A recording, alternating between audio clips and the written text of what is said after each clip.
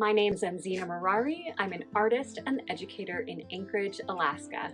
I experienced eating disorders and body dysmorphia from my early teens through my late 20s, and this really impacted how I moved through the world. My dysmorphia and disordered eating dominated my life for many years and was almost like a dark shadow that was constantly criticizing and questioning every choice that I made. This disordered eating and hyper-focus on any perceived flaws in my appearance robbed me from enjoying my life for almost 2 decades. It impacted my relationships with others, dictated how I viewed myself and valued my self-worth, and kept me from participating in a variety of activities out of fear of judgment and criticism. For years, I carried around this secret in isolation. As a feminist, an educator, and a body acceptance advocate, I felt so much shame that I was not able to accept myself as is or treat myself with kindness. The biggest difference in my recovery came when I began to say out loud what was happening to me, and when I learned about others who were experiencing something similar.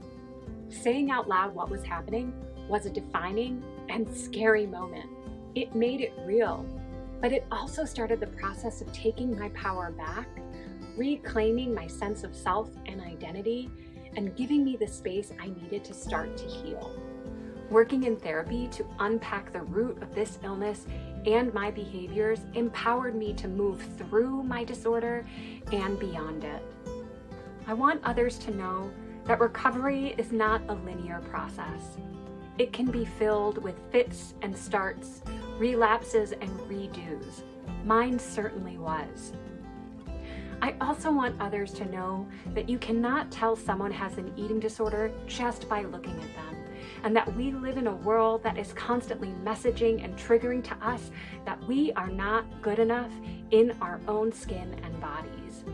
But we are, and our value and worth as humans is not connected to our appearances.